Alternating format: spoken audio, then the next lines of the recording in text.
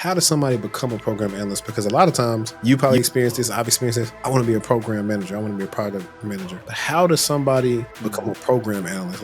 But there's also one called Google Project Management. Start off with that certification. That certification is the basic foundation certification you need, and that certification would actually complement with programs as well.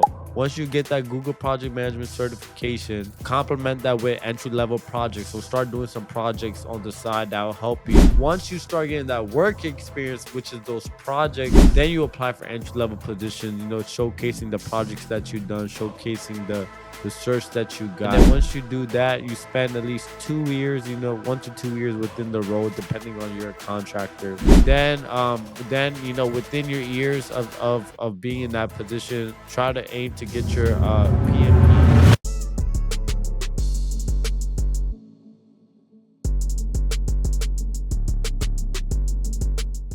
Yo, if you're looking for a way to start your cybersecurity career, then check out Josh Metacor's course at Level Careers. He has a great cybersecurity course target for beginners, very affordable. And if you're familiar with Josh Metacor, he's also a brilliant YouTuber and puts out a lot of helpful content. So here are some of the reasons why you can choose cybersecurity: high demand, job security, competitive salary, work variety, and fulfilling work. The national average salary of an information security analyst is $113,000. Overview of the course: theory introduction, security refresher, security frameworks, security regulations and standards, security operations signals. Then you have these great labs with Azure, logging and monitoring, Microsoft Signal, secure cloud configuration content. So if you're interested in that course, click the link in my bio and use my code to get 10% off your course. Welcome back to the Techtual Talk podcast, where I'm your host HD, and we got another banger ready for you guys today. We have a guest, Vinod Akaduri, and he is in tech as well as helping people get into tech as well. But before we get into the nitty gritty, you know what to do. If you're listening on Spotify, Apple Podcasts, please leave us a review or follow us to help us out in the podcast rankings and analytics. And if you're watching us on YouTube right now, like, subscribe, hit the bell icon to be notified when they're dropping all content. And if you're still right here in the beginning, join the Patreon, support the channel. We got a lot of big things that may be on the way, and your support will go a long way. But Vinod, how about you go ahead and introduce yourself for the audience? Yes, everyone. So my name is Vinod Akaduri. I'm the founder and CEO of Jumpstart to Tech. I started out my career very different. So this is why I start about me is because I started off my career in college. I was teaching adults, veterans, and students on how to get started in tech. I transitioned into edtech after college, teaching computer science to underserved kids in Baltimore. And then I got into govtech. Now, just recently, I'm transitioning back into edtech. And throughout all those experiences, like I said before, I started the company Jumpstart to Tech, and we develop personalized step-by-step roadmaps to help jumpstart individual careers in tech. So I'm really looking forward to the enriching conversations that we're gonna have on this podcast. Bet, man. So I know that was the short version. Let's talk Mhm. about, let's talk about the long version. Let's talk about college, Yeah. early career, and kind of hmm what you did to start your tech career. Yeah. So in college, first and foremost, I was already forced to be a tech in seventh grade. When you come from an Indian background, it's like kind of already instilled in you, like, hey, you're when you grow up, it's either a STEM field. So I was already like told like you're doing tech, you're not doing anything else. But honestly, though, my parents didn't really force me. I always had an interest in tech. Like some of my favorite people were like Steve Jobs. I love Steve Jobs. Like I was very fascinated with iPhones, iPods. I had all the new gadgets. And through that, I started coding in 10th grade. I was making websites, and I was really, really good at Python. And then through then, I actually started off Towson University my freshman year. It was a graphic design major, and be honest, I really didn't like it. So my second semester of my freshman year, I transitioned into IT. And throughout my 4 years, the one thing that I missed out is I felt lost, right? you're put in a 4-year degree plan, but nobody really knows how to get started in a tech career. Nobody really knows what is that actual plan for you to move forward in your career. And that's why I decided that, hey, well, after I graduate, I'm gonna figure that out. And I only figured it out after I landed my first full-time job at the seat school in Maryland. I was a computer science teacher, and within there, I was teaching computer science, but I also teaching CompTIA certifications to high schoolers, students in underserved communities. So I was teaching CompTIA certifications, but I also realized there was a really, really big pinpoint. Those students, once they get the certifications, what else is there for them? Are they gonna find a career in their tech career? Because at the end of the day, I realized those certifications by itself won't get you a job. So after all of those insights and stuff, that's when I like formulated everything into Jumpstart to Tech. And that's why I want to really help people figure out what they want to do in their tech career and provide those personalized career roadmaps. After my time at the C school, I transitioned to GovTech. I was a program analyst, and then I was doing project management work. Recently, now transitioned outside of GovTech and going back into EdTech to follow my passions of building programs for students and building curriculum pathways and seeing what that would look like. So it's my career really been a journey, man. I went back and forth, but I'll tell you one thing, like teaching was the one thing that really helped, create those opportunities for me. That's cool, man. So I actually want to ask you important questions. One of the first things you said, coming from an Indian background, you knew that you pretty much were going to go into a STEM field. About what Mhm. age were you when they pretty much told you that? I was 14. My dad was already in the STEM field. My dad, like he does stuff with computers and stuff, and um, it wasn't really my parents that like kind of instilled in me. It was more my cousins who were older than me who were in college. Like, man, if you ain't doing tech, I don't know what to tell you. And then that kind of like grew on me. And then that's when I was like, okay, I made a decision. Okay, I'm gonna go into a STEM field. Okay. No, that's cool. And this is going to be a different conversation one day. One of my Hmm. Instagram friends, he had this he had this chart that he posted. It was pretty much like median earnings based on race or whatever. And of course, Hmm. African Americans were one of the lowest. Hmm. But what was interesting was his comment on it. He was saying, look at where everybody else ranks is, and then look at us and look at like we focus on sports versus they focus on like STEM and other type of things. So that's Hmm. kind of what that made me think about is the drastic difference in mindsets. Like I found out about IT and stuff, not really by accident, but just really not knowing much about it. Like I went to Hmm. school initially just wanted to be an architect. So Hmm. to get to school and say, oh, okay, I can do computer information systems and I can make a good living for myself. Like I think, of course, it helped me. I think everything worked out as supposed to, but like I have, just like you said, I have younger siblings now. I have people that watch the show, and a lot of times, like they're seeing me say, "Hey, as early as possible, you need to learn this stuff." So now you see a little bit more of they got like kids that are coding and all these different little boot camps that are related to STEM because you have some kids that's that's in their teenagers that's probably like hacking into stuff that's getting jobs that's not even going to school. So Hmm. that's definitely pretty cool. Um, so I remember you told me your age, which you're still, I would call you like a whippersnapper, as the older people would say, they're fairly young. I remember when I was Yeah, but you seem fairly young too. How old are you? May I 32. ask on the podcast? You see, you young. You're around my age. Like I'm 24. We're like 7 years apart. So it's nothing crazy.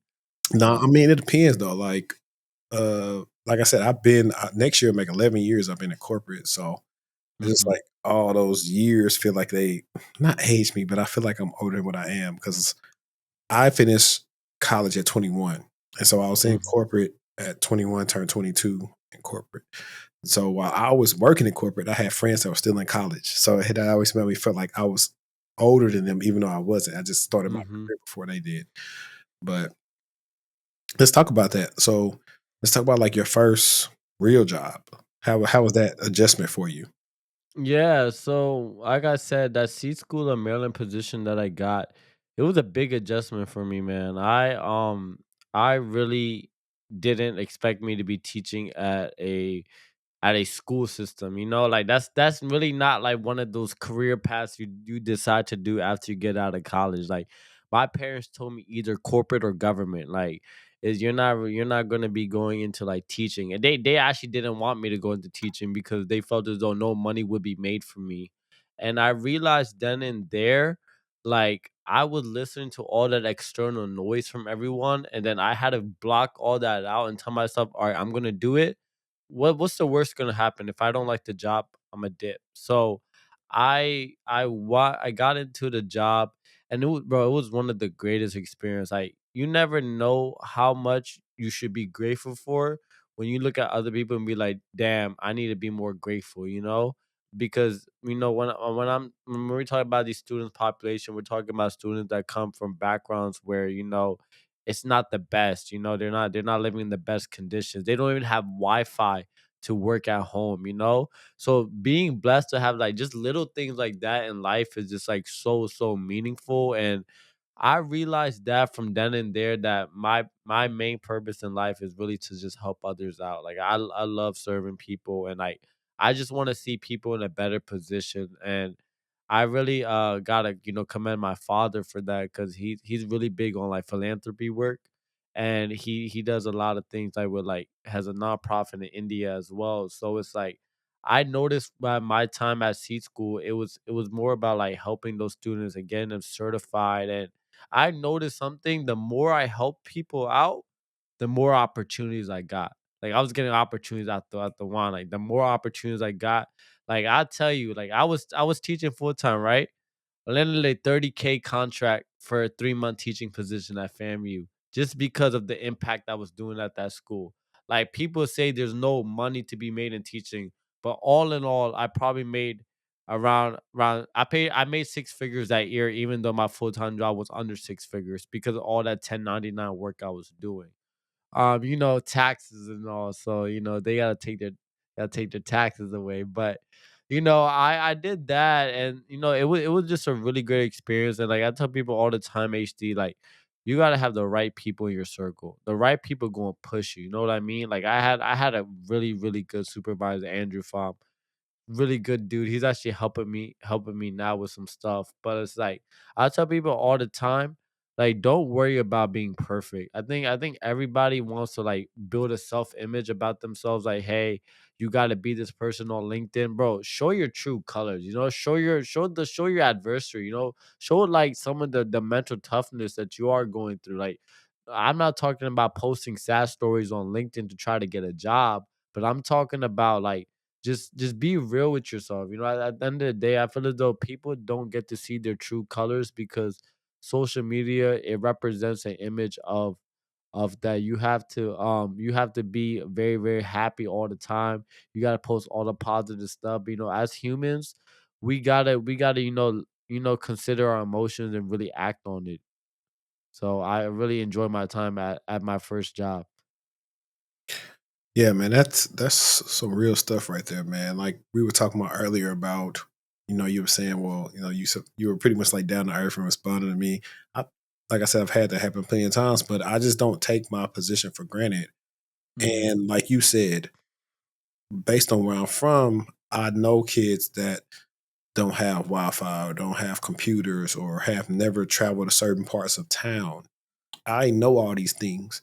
And so it's one of the things that I'm one of the few people that, hey, if there are things I don't like going on in the industry or deceptive things or things where people are targeting people that look like me mostly, I Mhm. do speak out of it about it because regardless of what people feel, that dollar you earn is hard. I just Mhm. told someone today in the consultation, like, hey, I don't take for granted when y'all book for me. I book with me. You didn't have to book with me. I respect your money. I respect you worked for this money to pay for a service from me and get a value from me. So I respect that. I know how hard it is. I'm not just this person like, oh, look at me. I got a tech job. I make a lot of money and you're a peon Mhm. because you do regular stuff. We're Yeah. we're all the same. So Definitely agree with you on that right there. But some people could use the lesson of humility.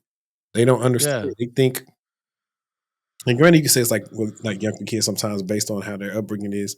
They would know that hey, what you have, you're lucky. I can't say it's hard to say you're lucky, but I'll put it like this: like everybody doesn't have what you have.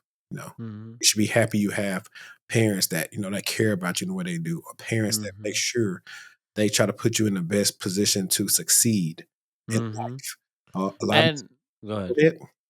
No, I was saying like that's the one thing I tell people all the time. If you have parents that are loving and really care about you, please cherish them and love them. I know this is kind of off topic from tech, No, you good. because like It's before. I really think we gotta talk about some real stuff here. I feel as though some people, like, when people are nice and when people are loving, some people like to take advantage of that, right? Oh, because he's this way, I'm about to start acting like a douchebag. I'm gonna start acting like somebody who doesn't really care, because that person automatically gonna be nice. But you gotta be willing to really really acknowledge, like, bro, I tell people all the time, like, I tell my brothers, I love you, man. Like it's just as simple as I love you, because at the end of the day, love can go so far. And it's just like I tell my boys, I tell my mentors all the time, be appreciative of the people you have in your circle. At the end of the day, the people you have in your circle, those are the people who are, they say, forgot the quote, you are the percentage of the top 5 people in your circle, something like that. But like, just I tell people all the time, just be appreciative and thankful of people, because I know one thing, and why I am able to connect with people is I always ask people, how can I serve value to you before you serve value to me? Like, how can I help you out before you help me out? And that's just the way I move. So, I tell people all the time, like, add value to people's lives, and just be appreciative of the great people you have in your circle, because there's not a lot of people that are just real and genuine and solid. So, if you come around people like that who are just very genuine and solid, make sure to keep them around you. Yeah, man, I agree. And while you were talking, it just made me think about one of my intro calls I had earlier today about Mhm. another woman who's been watching my content for a while and just really pouring into me in the sense of like saying like I'm gonna connect you with these people. So like we got all these different things going on. I believe like you'll be a good fit for this or this, and it's tying into what you talked about like the more you were given, what you were getting back. That's kind of what I've always felt. Like there's sometimes I probably don't charge somebody for something. I'm paying Mm. attention to maybe their situation, whatever. I'm like, yo, just whatever. Or whatever I'm doing, like all this, information that I've given out, for free that, people could, charge thousands, tens of thousands of dollars for.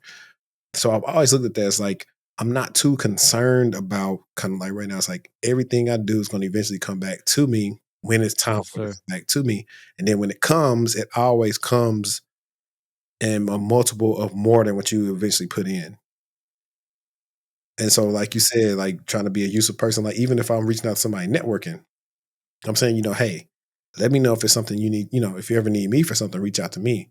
Cause I don't want this Mm. thing to be one way. Let's make it two ways. I think that's Yes, also sir. the issue that we run into when it comes to LinkedIn and social media, or people have people reach out to me all the time. And I say it's like on every podcast, but I was like, I'm not going to mentor a person I don't know. You gotta kind of build that up. You have to Build that relationship. I tell people all the time, HD, like, it's way more than money for me, man. I tell people all the time, I only charge you because you're gonna take it serious if I charge you the money. If I give it to you for free, you're not gonna yeah, you're take not it gonna respect it. serious. And I tell people all the time, at the end of the day, money is just numbers. Like, they're printing money every day. You know what I mean? So money is just really a number. Like, it's not the money is why I'm doing this. I just want you to, like, be able to take it serious. And I tell people all the time, at the end of the day, like, even with or without the money, I'm still gonna be delivering community. Like, but at the end of the day, we unfortunately live in a system where like money is what drives the economy, drives our basic needs. Sometimes I am gonna have to charge, but it's not because I want to break your pockets. And I tell people all the time, actually, like, I'll tell you one that I had a girl willing to pay over $1,000 for what I have. I said, you know what? I don't want you to spend that much money. I'm gonna give you my standard plan for the price it is. We're gonna make sure that you have a self-development budget. Make sure that you have money for the money to fund your certifications. Take the 497 plan and then use that money. I could have simply told her, "Hey, take my premium plan." Talked her into getting the premium plan. Had to pay $1,000. Then had to pay an extra $1,000 for certifications. But like, what would that would make me? That would make me feel guilty for doing that. You know what I mean? And Yeah, that's when I say it's never about the money. I let people know that all the time. Like, I always everything I do in my business is built on ethical and integrity. Like I don't do anything that would I always make sure you get the best option available, the best thing available so you're set for your success in your future because I'm just like you, AJ. Like I understand that money is like something like that dollar value holds a lot of weight, man. It's like and it's like it you gotta work for that, you know? So it's like you gotta be willing to like you gotta like I understand the struggles that people have to go through, and that's why I'm like I'm fortunate and blessed as well, you know. So I let people know, look, I understand your struggles, but hey, look, I'm here to like let you know that I understand your struggles, but if you was to pay for my service, you would take it more serious. But yeah, that's also why I everything is under 1K for me. That's just my services, like, yeah, and that's 1% of what a college degree would charge you. So I agree with what you were saying. yeah. Yeah, no doubt. Yeah, I really don't care about what people charge. Not in a funny way. I'm just like, if it gets results, it gets results. Because Mm. as you'll see this as well as you grow and get bigger, and as your time allotment is smaller, your prices probably will change because time is the one thing we can't get back. So that's a lot of times the reason why people have to pay a premium because you're paying for somebody's time, expertise, maybe what they got to do with payroll, all this other stuff that you have to do. So, Mm. but that's also why I actually prefer people to do consults with me first. Unless we talk behind the scenes first, and I know exactly what you need, I do that. Like even the consults, there are times I could upcharge somebody, but I say, you know what, you have no skills right now. I need you to go do this, this, and this. XYZ, then come back to me. Right. And then come back to me if what you did doesn't work. Cause I was like, I've told them all the time, I said, I can make your resume look better now, but I don't have nothing to put on it. And let me add one more thing. I can do all that for you, but if you're not willing to put in the work, it's not much I can do for you. Like, and that's the thing. That's the thing I kept telling you like earlier, like before this call, is that people expect people expect for you to like to give them the resources and then guarantee something on top of that as well. And I let people know all the time is like is nothing is ever guaranteed, but like don't expect that for somebody to give you something and then you don't get it back in return, you know? Yeah, yeah, definitely. You only get what you got put in. Now, shifting focus real quick so Mhm, we can educate them on some stuff before we kind of go into mhm, like the real life of career coaches. mhm. You said you were a program analyst, correct? Yes, sir. Can you explain to them? Because I've had people on here that are product managers and program managers. What is a program analyst and what do they do? Yeah, so when I was a program analyst, so program analyst is a branch underneath the program manager. So program analyst is that entry level position to get your foot into a IT management and strategy domain. So IT management is a domain in IT where you oversee your team on projects for high level projects, and within IT management, there's a program analyst tech role. Program analyst is that entry level position. The mid level position is program manager, and then you got your high level position, which is the senior program manager. And then same thing with project manager. You got the junior project manager, and senior project manager.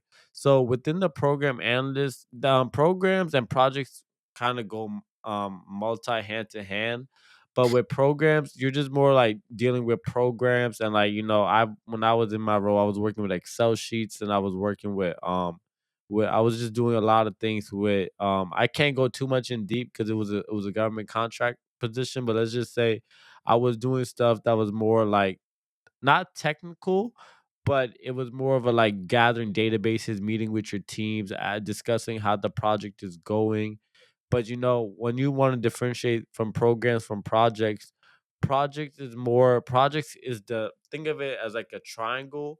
Projects is on the top. Under projects at under projects is programs, but it also can go hand to hand. There can also be programs at the top, and underneath the program domain is projects. So like I said, Essence is just more about like meeting up with your team, and just making sure that you guys deliver the results you're supposed to deliver. Perfect, man. Perfect. So, with being a program analyst, okay, how does somebody become a program analyst? Because a lot of times you probably experience this, I've experienced this. I want to be a program manager, I want to be a product manager. But how does somebody become Hmm. a program analyst? Like, what do they need to know? Yes. Type Hmm. of certifications they may need? Yeah, yeah. So they do.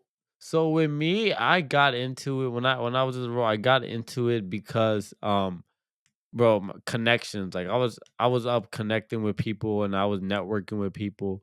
But in order to really get into those type of roles, like you said, HD, you got to build a foundation. You can't expect to get a PMP when you're just starting out. Like, you literally have zero experience for you to get a PMP. So I tell people all the time, to want to get into those roles, you need to start off with those foundational starts. Google Suite have different certifications. We got the Google Cybersecurity. You know what I'm talking about, the Google Data Analytics. But there's also one called Google Project Management. Start off with that certification. That certification is the basic foundation certification you need, and that certification would actually complement with programs as well. So get the Google Project Management, understand the different specificities within a Google project management certification. Once you get that Google Project Management certification, start complement that with entry level projects. So start doing some projects on the side that will help you. Once you start getting that work experience, which is those projects, then you apply for entry level positions, showcasing the projects that you've done, showcasing the search that you got. And then once you do that, you spend at least 2 years, 1 to 2 years within the role, depending on your contractor. And I seen your other podcasts where contractors, they get laid off, so make sure to at least try to stick for a year within a contract position. And if you only are there for a year, I tell people all the time, maybe I'm wrong for this, but if you're just starting off in your early grad and you got 1 year of program analyst experience and that's all you have, you're technically still at entry level. Because at the end of the day, you should at least get two to 3 years of experience of entry level. At the end of the day, that's still an early grad. You know what I mean? You're still it's still a recent early grad. So I tell people at least like 2 to 3 years as a program analyst. Then within your years of being in that position, try to aim to get your PMP.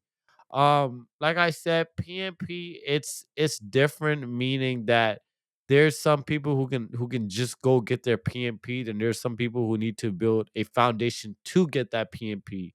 So you will get your CAPM, which is a certified associate of project management. Once you get that certification, then you can get your PMP. But if you feel confident to get your PMP, you get your PMP. Then when you get your PMP, you transition into a mid-level role, and then you just repeat the process over and over again. Of course, none of this is also linear as well. Like, your career path is gonna be like that, but I'm trying to give it in a more linear way as possible. No, that's perfect. So you said the magic word PMP. No, so I don't know how much you watched my content, but a while back I covered this woman on Twitter saying, "Hey, she has a PMP plug that can get you a fake PMP," and she was showing the fake PMPs. And Wait, what? yeah, I promise you, I can go find the post in a second. I can share it with you. But what do you feel about fake PMPs and Wait, I never even heard of a fake PMP. Sorry, I'm just laughing because like that's kind of funny to me. A fake PMP? yeah, that same person was showing people how to make fake degrees on Canva. And it's a whole it is it's like Twitter is a wild place. Let me see. Yeah. Oh, fake PMP. First and foremost, that is very unethical. Second of all, if you gotta fake anything, then don't do it at all. I tell people at all the time, like take a more ethical approach to your tech career. Of course, there are people who lie on their resumes. Like I also know I actually know of someone who knows someone who like put Tesla, Microsoft, and Google on their resume. They had no experience in tech and they were able to land a job with that. But then you got to realize at some point those things actually catch up to you. And at some point you're gonna be dealing with red tape. You know, you don't want to deal with red tape. They go downhill afterwards. So I would say that whole fake PMP stuff, that's definitely like that's not ethical at all. And whoever is doing it should definitely stop because at one point they may actually get caught and they may actually get sued by the people who actually does the real PMP. So it's probably not the right thing to do. Yeah, and funny enough, like after like we had a discourse about the PMP, it was this guy on LinkedIn hit me up, and I had made a post about saying like the fake PMP plug hit me up. Um, so yeah, I made a video on it though. I gotta go. Like I had to actually find the pictures and stuff that they posted, unless they blocked me or they don't. I haven't seen them on TikTok or my Twitter in a long time, so Oh, they blocked you? I don't know. Well, no, they were following me. They were following like a lot of people else in the career tech space, and I had told Uh. her, I said, "Hey, I don't really agree with your methods, but I'd love to have you on the show because I'm a person to where I don't want everybody that comes on here to just agree with me. Like I don't mind a disagreement as long as like we keep it, respectful. So Uh, I don't mind it. So I've always welcomed people with different opinions to come uh. on. I think it makes for good banner. Now, you were telling us that you are, first of all, your experience working in GovTech, that's a buzzword because, well, most people see it as like recession proof. Most people see it as pretty much jobs you can't get fired from, Mhm. which, yeah, I agree with that. I think the more government jobs for sure, like, you could just stay in them forever. But Mhm. what was your experience like working in GovTech? Yeah, so my experience was really good. I had a good 1 year experience. Like I said, I recently transitioning back into edtech, so I had a really good experience. My contract it came to an end, but it was a really good experience while I was there. Like I said, when you're a government contractor, it's a different ball game than when you're actually an employee with the government. So within my time at GovTech, it was really good. I will say, did it really satisfy me? I'm gonna say that for a couple of reasons. I was working remote. I was been able to go in the around the United, I mean, within the United States to work remote. I've been able to do a lot of things while working there, but I know one thing that also contributed to it. It didn't really fulfill me, you know what I mean? It just didn't bring me the purpose that I really wanted. You know, it didn't serve my happiness. But for people who want to get into GovTech and want to find a job that will pay them a good money, as a contractor, you get paid really good money. So find you a contract job. It's really, really good. And on top of that, you also get to work with people all different ages, meaning that government people are more like older people, but then you got like some younger people and some people who are not old and who are not young as well, so give you that experience working with a different crowd as well. So all in all, it's a good experience, but just know, like, one thing that you would want to get is your clearance. I have a secret clearance, but I tell people all the time, like, what like great thing about these gov tech jobs is like contracted positions. They'll actually sponsor your clearance if they feel as though you're good enough to actually do the job. So they'll actually sponsor your clearance as well. So making sure that you making sure that you know that as well, because most of these government jobs you need a clearance. This video is being sponsored by Techtual Consulting. Are you still struggling to get into cybersecurity? Are you not getting interviews? Do you have a bad resume? Or is it all the above? Well, if that's you, then we got you covered at Textual Consulting. My name is Henry Davis. I'm a career coach and a cybersecurity professional, and I've helped hundreds, maybe even thousands of people get into cybersecurity with my coaching and my content that you've seen in various places. Now, I specialize in specifically getting people in the blue team. That would be incident response or SOC analyst. I can cover everything from your entry level to your medium to your advanced skills and really help you outperform your resume. You don't believe me? Check out some of these testimonials that I've had from recent clients. So if you're interested, click the link in my bio, techtualconsulting.com/offerings to see what offerings that we have available for you. Now, back to the show. Yeah, I got my first clearance working for Apex on the TSA Mhm. help desk. So Mhm. I definitely agree. And it was people from, well, with us, it was different. It was a new location. And we had different teams of people that were getting, well, I worked with a lot of previous military in that role. Mhm. But for us that were in the military, of course, it took a minute to get our clearance. We had interim clearances. Then finally the clearance went through. And, you know, honestly, I think I had a secret. I didn't have a top secret. So they didn't have to go interview anybody based on my answers and my equip, which was good. Mhm. But I was like, filling out the equip was so crazy because it was like, I don't even remember some of the stuff. I think it was like, where's the house you stayed in at 10 years ago? Who's your best friend? And all this other, Bro, they were asking me questions, but like, lucky I got it when I was in college, so I didn't really have that much experience to backtrack it. me So either. that was always good too. Yeah, that's why I tell people, I say, typically I say sometimes it's easier to get it when you're younger because you don't have like a lot of things in your name and all this other stuff. And it typically comes faster. Uh, Yeah. like I know one time, what was it, 2015, I think, when OPM got hacked. Mhm. So they was like putting a hold on getting clearances and stuff. It was like, it was a whole mess. That's a story for Yeah. another day about not Yeah, being. may I ask you how many jobs did you transition from as well? I know this podcast is more about, what I did, and I want to also know more about you and like where you came from as well. So if you could just give me a brief thing about. I did seen your LinkedIn profile and stuff, but I want to just know more about you. I know you're a cybersecurity coach, but what do you also do full time? Full time, I do incident response. Uh, Okay, yeah, cool, cool. from You go ahead. No, what I was saying is like, so you do incident response full time. That's what you do full time as well. Yeah, because right now I'm studying for my C risk certification. I'm not sure if you know. I'm was pretty it sure you. CRISC?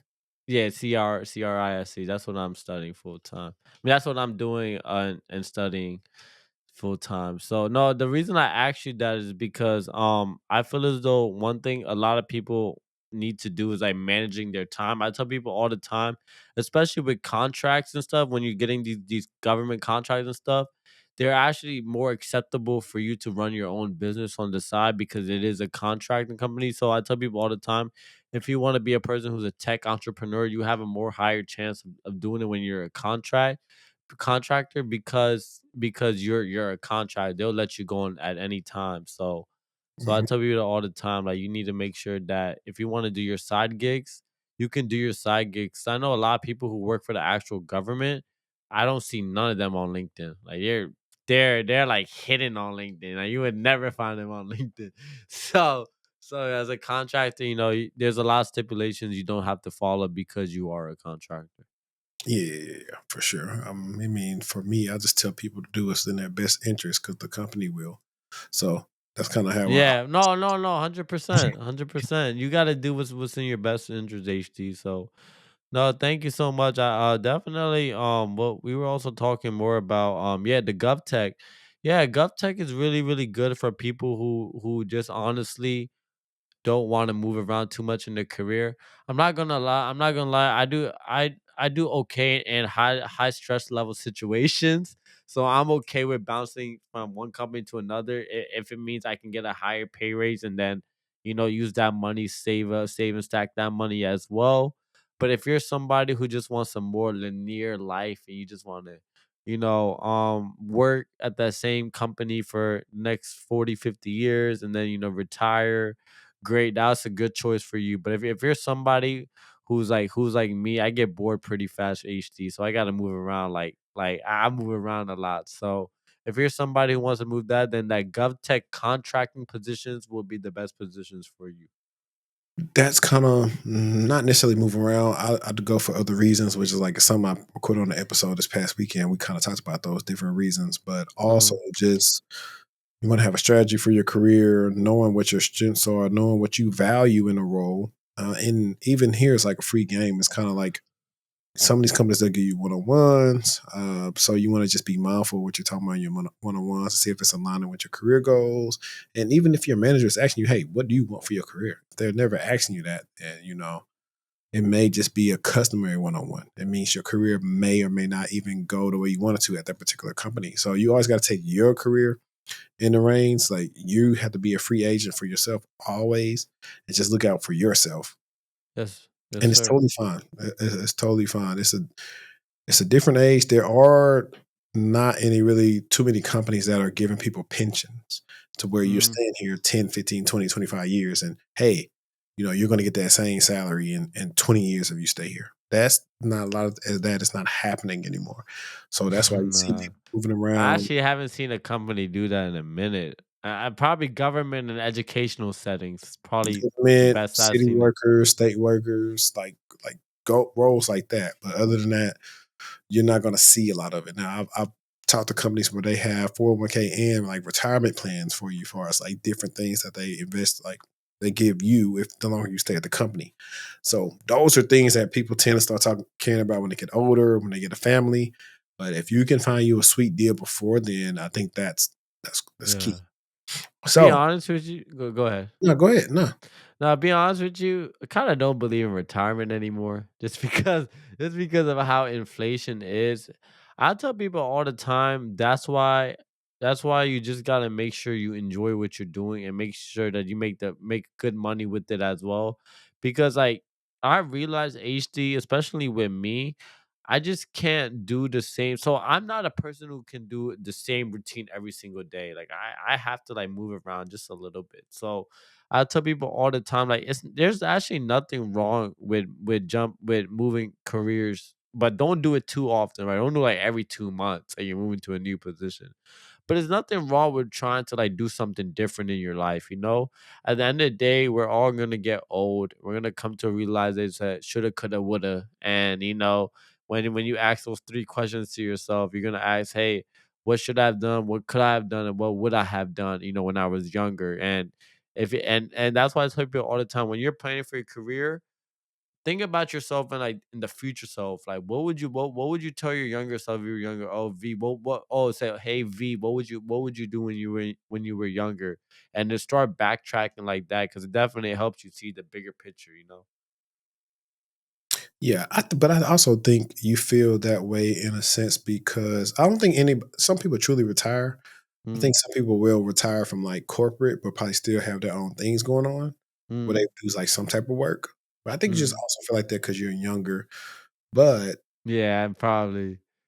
for most people, like if they're your age or a little younger, like if you can make a lot of money but keep your expenses relatively low and invest well, then you'll be more on track than other people.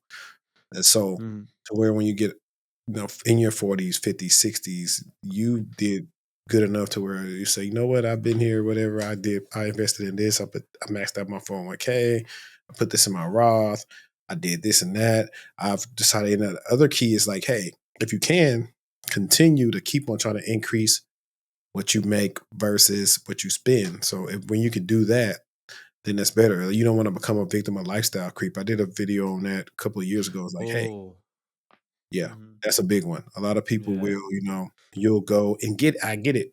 There's something else that I talked about in the podcast episode that I recorded last week. It's like how some people will, let's say you make it $30,000, but they're not managing the $30,000 well, but they want to make, 100,000, 150. And they're wondering like, well, why can't I get it? It's just not your time. You're not ready for it. Or you have people who go from the 30 to Mhm. 70,000 to $100,000. And Mhm. then now because I got the money, oh, I gotta go get the flies whip. I gotta go get the nicest apartment. And so now Bro. you could buy the stuff, but it still feel like you making $30,000 because you're not necessarily living above your means, but you are buying stuff you don't really need. So it's not even like Exactly. And I feel the same way, especially with me. Like, Now I'm transitioning back into edtech. Like, if I made sure I lived in a modest, apartment where I have a good roommate. I'm single, so like I keep my expenses very very low. You know what I mean? And I could have honestly with the salary, I could have, bro, I could have really like got like a penthouse, in like Baltimore or Maryland and still been good. But it's like when you put your money into those things at the end, it's like though that's the money that's dragging you down, and you're just wondering why my paychecks are very low. And that's what I tell people all the time. Lifestyle creep is really, really real. But you Mhm. gotta once you recognize it that the lifestyle creep is happening, you gotta realize how to put an end to it. Right. Yeah, I agree. I think like now people probably gonna watch this like we're there's a difference between lifestyle creep and inflation. Now, inflation is stuff that you can't escape. Oh yeah, you can't control. Grocery, utilities, some of that stuff, housing prices. Now, sometimes on the rent prices, like if you are single, you gotta look at it like, okay, do I need this much? Do I Mhm. need to spend this 1,500, or can I go find something for $1,200,000, Yeah. a smaller square footage because it's just me? Like those are things you just take into consideration because I'm telling you, one day it's going to pay off. Like I used to always just so find me a deal. I was a king for finding a deal in a spot that I wanted to stay in, and that's what I do because out here, and of course, I don't know much about like the apartments and Mhm. housing situation in Baltimore, but out here, there's so many different apartments and so many different areas. If you just keep looking for a while, or it's either a new apartment place being built or someplace that got a sweet deal going on, you'll find a good deal and go with that move versus just going with the first thing you see Oh or yeah. location. If you got to commute a little bit, by all means, it's cool. Like it's all that other stuff. But Yeah. let's quickly talk about your company. Yeah, so yeah, my company Jumpstart to Tech. So, like I said before, we help develop step-by-step personalized roadmaps to jumpstart individual careers in tech. So, the reason why this is important is because a lot of people feel lost in tech. The real question, HD, is how do you even get started in tech? So, we're building these very, very, very detailed roadmaps that help them really get started in tech. It includes a skill development plan, which comes with specific courses for them to take. We actually had them take a personality assessment. Within that personality assessment, we automatically eliminate the job roles that won't suit them based on their personality assessment. And then within that we list very specific entry level positions for them to apply for. We list down specific certifications for them to do, specific projects that are actually tailored to specific job roles. So we're not talking about projects that you're doing in college. I'm not saying that's bad, but like we're talking about projects that are tailored to those job roles that gives you that leverage. We list the mid-level job roles. We help them with resume building, interview prep, job preparation, and placement. Then we have the long-term career targets. Like I said, like just in the last 2 months, we helped 4 people land internships and 2 people land jobs, and it's been going really well because I thought my business HD would be in the US, but I've actually expanded to Canada. The yesterday and today, my new clients are from Canada. Got a couple from UK. Like, dude, like it's a big thing because it's just that everybody's lost, man. Nobody really knows how to like really get started. That's why, yeah, that's why we have you as a career coach, because you understand the pinpoint. Like, they don't know how to get started, and just spending all this money on a degree. And I'm not saying a degree is bad. I had some valuable experiences with my degree as well, but I feel as though when you spend so much money on your degree, but you're not backing it up with actual work experience, you're gonna end up in a drought that's gonna pull you down instead of pulling you up. You know? Yeah, for sure. I know, like, I think I was like not impressed, but the word I'm looking for, I guess, grateful or taken Hmm. aback. I don't know really what word I want to use right now because it's getting later into the night. Hmm. But when I had my first, I know back in 2021, I had meetings with people in Canada, and I was shocked about that. Like people was rocking with me in Canada. And Yeah. earlier this year, I had did a consultation with a woman in the UK, and I was just Oh, shocked. okay.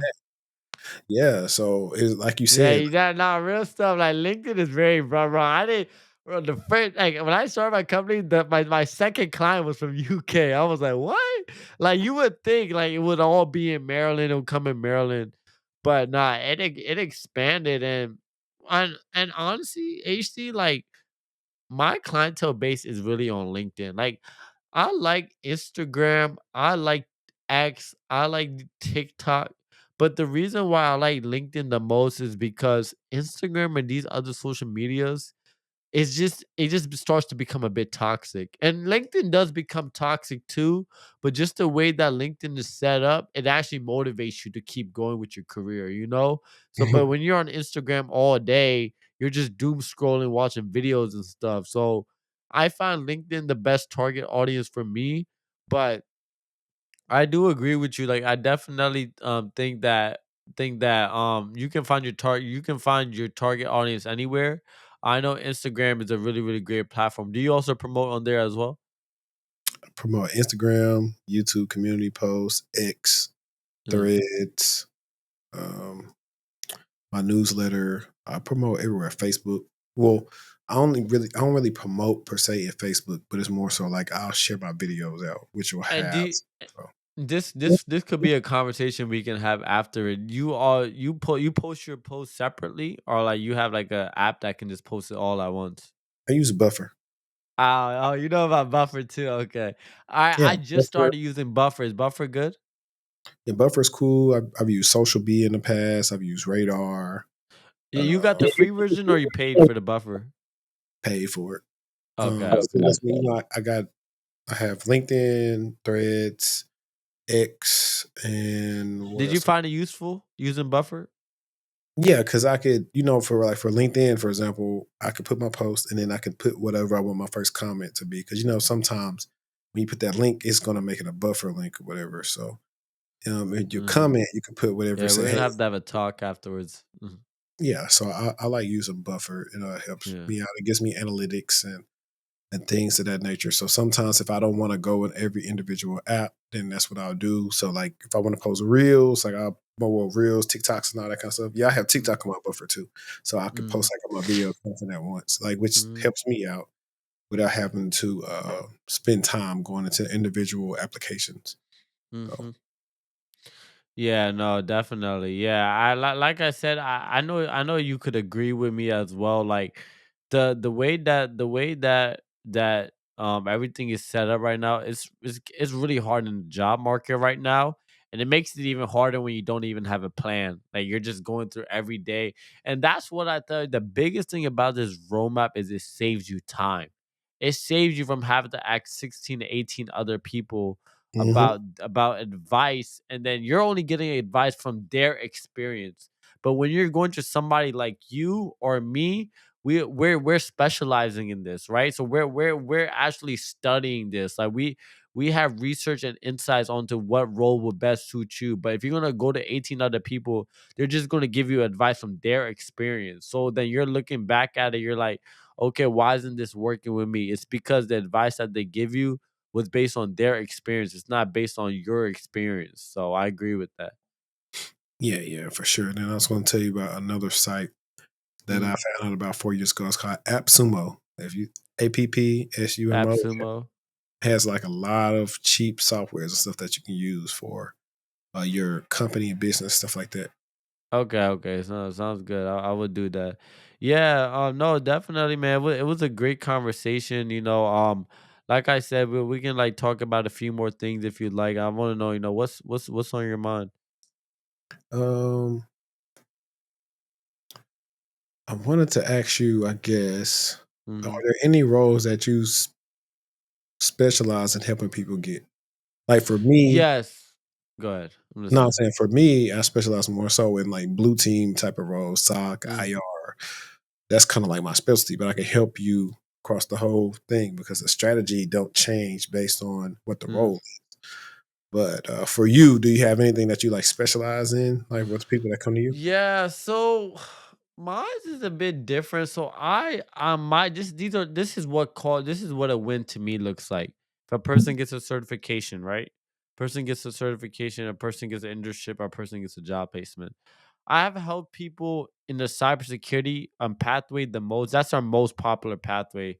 Cybersecurity is always going to be the most popular pathway, but I've helped people in cybersecurity land cybersecurity analyst roles. So more of those analysts and SOC analyst roles.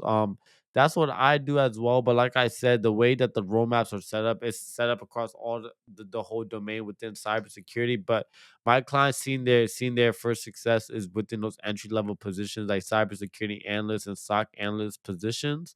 Like I said, I've just recently founded this company just this February, so it's fairly new. So we're still building out the platform. I'm trying to get more people into other roles than that as well. But I built roadmaps for people who want to get the penetration testing as well. But he's also working on that roadmap to land a entry level position within that. But the most success where people have seen results is within that cybersecurity analyst and SOC analyst positions. Okay. Cool. So yeah, you'll be pretty much up my alley when it comes to specialization. So that's pretty cool. So I would say, and it's probably gonna put you on the spot. Mhm. Two things. I like to ask these things. What's one question I didn't ask you that you wish I would have asked you? uh, uh, was this like an on the spot question? Because I really don't It's have just an always a answer. good question I like to ask. 'Cause sometimes when I have guests, they'll have in their mind like, "I'm surprised you didn't ask me this." Oh, yeah. I guess a question that I had is um, why wouldn't you not? Why would you ever leave tech and do something else? When you say tech, you mean what, like the Like, would industry? I ever move into a different field like law or wanted to become a doctor? Because like I'm still in my younger age, so I can probably make that switch if I really wanted to. But would I ever leave tech to do something else? Well, would you? Honestly, the answer is no, because tech isn't everything that we do. But if I was to leave to do something else, I probably would. What would I do if I was to not be in tech? I'm trying to figure that out. Of course, entrepreneurship, but so when I was 17, I had a clothing company. I went to DC Fashion Week. I actually didn't even bring that part up. Saved up enough money to move out of my parents' house, and that's how I started my entrepreneur journey. So it actually didn't even start with tech. I didn't even bring that part up. I actually started at 17 when I had a clothing company. I was hustling, trying to make some money during my time at during COVID time to move out of my parents' house. So I probably will go back to fashion designing again. I love fashion. It's a way of like I see you got that Express dope yourself. shirt on. I know you like fashion too. So Really, I to be honest, I just get stuff because I know I pod, and I try to yeah. something different like every time that I'm on camera. Yeah. Nah, but I would definitely go back into fashion. Fashion is really, really important to me because it's a way of expressing yourself, right? Mhm. Expressing yourself. Like right now, I got my Jumpstart Detect shirt on, but like I can like on another part two podcast, I can show people like the type of the designs that I put on shirts. I found fashion very, very, very relaxing for me because of how my brain operates. It's a way of expressing yourself, you know? So I would go back to doing fashion if it was anything else outside of tech. That's cool. That reminds me of like the reason why, like, of course, I like content creation. Like, even the editing part to me is soothing, and the Oh expression. man, honestly, that's the one thing I don't like. I suck at okay, I don't suck at content creation, but the process just takes a while. But I may have to ask you advice off camera on like how to actually like get better with content creation because I don't know. Like, do you have to make it very HD quality or can you just make it something chill? You know? So, in short, I record like right now. I'm recording this in 4K, but I'm gonna export it in HD. So, the higher the quality Mm, you record in, the better. You can always lower it when you like export it, especially if you're gonna post something on like LinkedIn or Instagram or TikTok. Like it doesn't have videos in 4K, so it's exporting them in 1080 is perfect. So it's really just more about learning about lighting, cameras, mm-hmm. mics, Mm-hmm. sound, all these different things that I've learned all over the years of, like I've recently just been adding to my descriptions, hey, podcast produced by me. Cause I forget, like I produced over hundreds of episodes and hundreds of videos. And I forget Mhm. to say that because like anytime somebody's looking like, yo, who produces the show? Like people ask me like, yo, are you doing these ad integrations and stuff like that? It's like, yeah, I'm doing everything. I'm about to Mhm. transition out of doing that because I like Mhm. doing it, but it does take up a lot of my time. Mhm. Yeah, no, definitely. And I do want to ask you a question as well. Cause we talked about this off camera. You talked a lot about why people should follow their passions and why chasing money is one thing in tech. Like you want to make that money because you're talking about blue collar jobs and stuff. And this was before. And I don't want for my audience to know like do you believe making a very high salary in tech is the only thing that will bring you happiness? Because I've seen people who work for Google, bro. Bro. Their hours, but they can't even see their families when they come home. They're working 12-hour shifts every day, and it's just like, does that really bring happiness? You know what I mean? So I don't necessarily agree with people to chase their passions, at least in the beginning. You need to Hmm. chase money in a sense, at least take care of your Yes. necessities. Yeah. But once you get up to a part to where maybe your passions can pay for your basic necessities, then do that because just chasing the money, you'll keep on chasing the money, but it's not going to make you happy. It's not going to No. make it's not going to make that girl you want stay with you. It might, Hmm. you might be able to take her to dinner.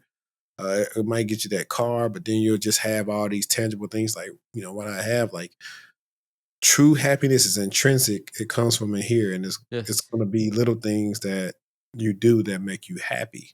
Hmm. And so, like we were talking about my I quit video. For those of you who don't know, and I'll probably try to put it like in the card right here. But I made a I quit video a couple of years ago. Well, really almost 2 years ago. Hmm.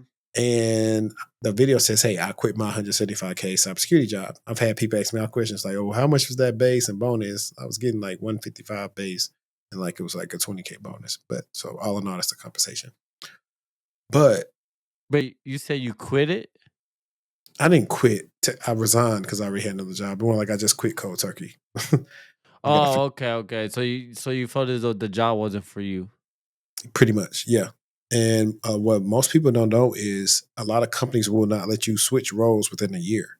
So I was down to stay there because I tried to go to the threat modeling team, and the manager was like, "Yo, I wanted to get you, for lack of better words, but they said you got to be in this role 6 months to a year." So I've been through that before. I know how that goes.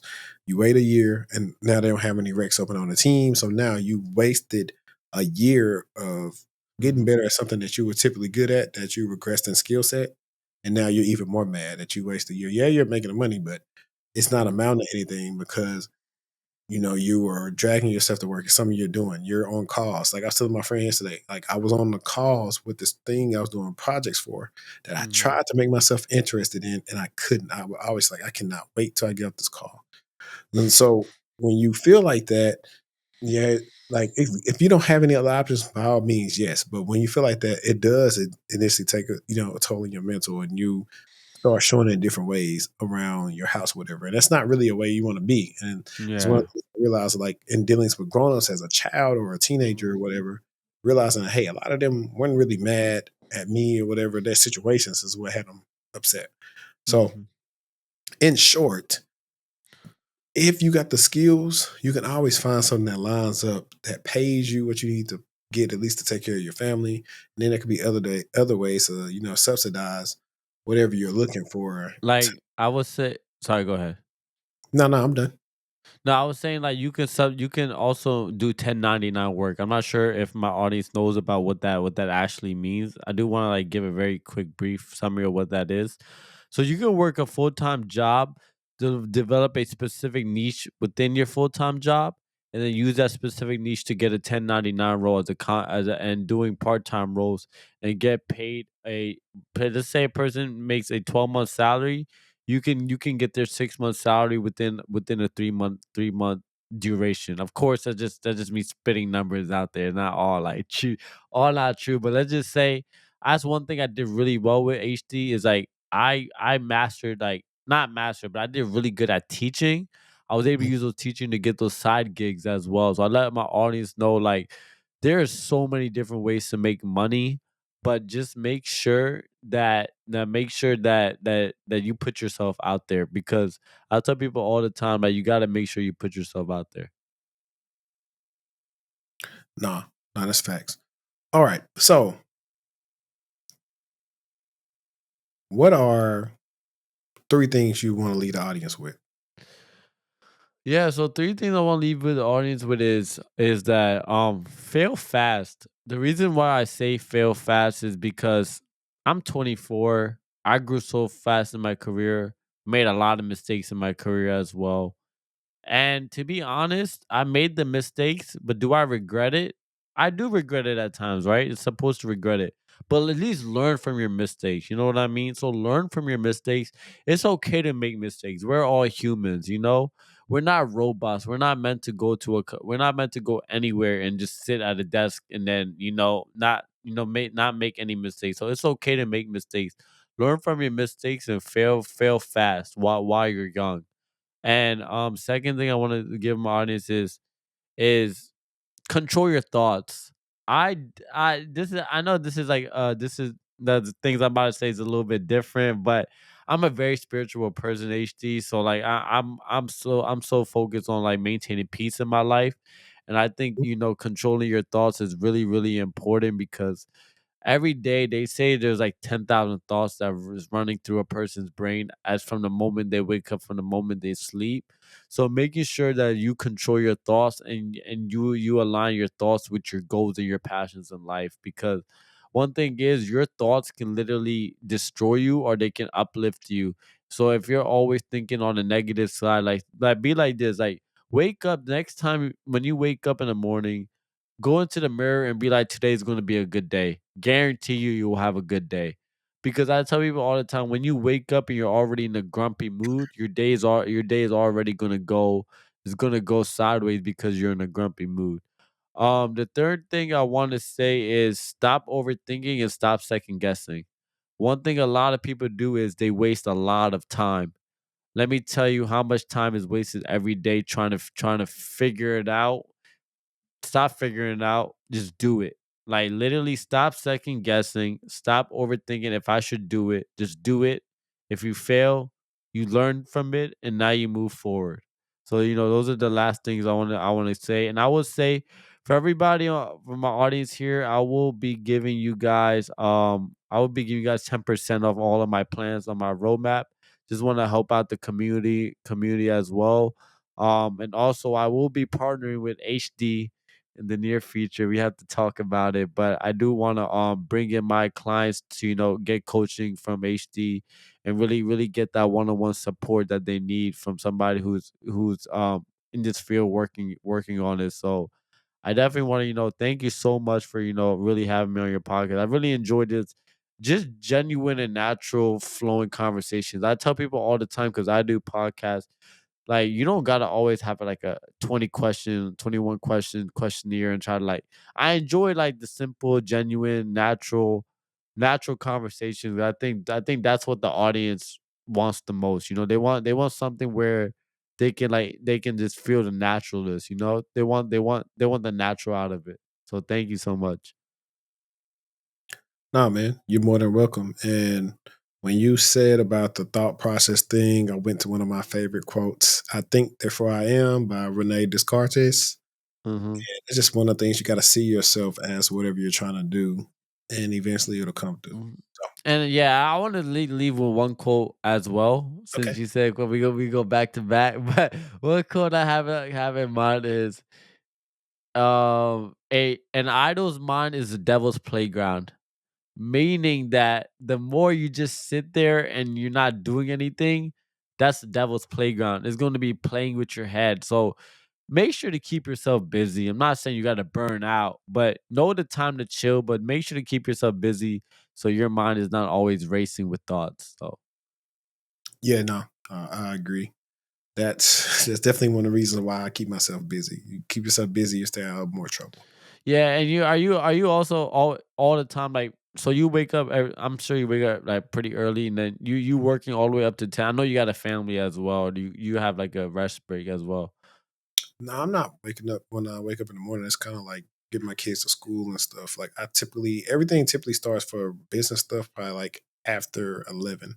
So either somebody books something at 11 or it's after that. So it's gonna be 11 till then. It's not in the morning till like whatever time. So it can fluctuate. Like, that's the good part about Mhm. entrepreneurship. You can make whatever hours you want to. Yeah, I know, I know. I don't gotta be very linear. No, thank you so much, HD, for having me on the podcast. I'll also be putting this episode whenever you upload it. I'm gonna put this on my podcast as well, so my audience can hear it as well, and throw it on my YouTube as well. So, Cool, man. And yeah. guess y'all know what to do. And I was about to forget this, but Vinod, where can they keep tabs on you at? What platforms can they? Yes. So I'm on LinkedIn. Vinod Akaduri. I will send it to you as well. And jumpstart2tech.com. I try to keep it simple. I don't give too many. Like I know people give like 18 different social handles. I just keep it very simple.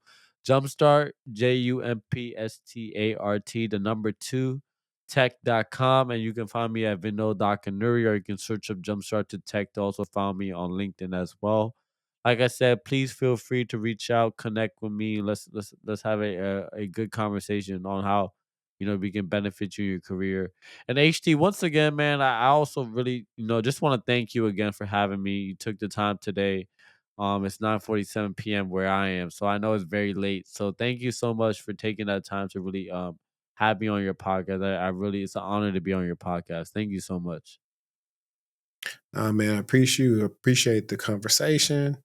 But as we always say, until next time, let's stay textual and we are out. Peace.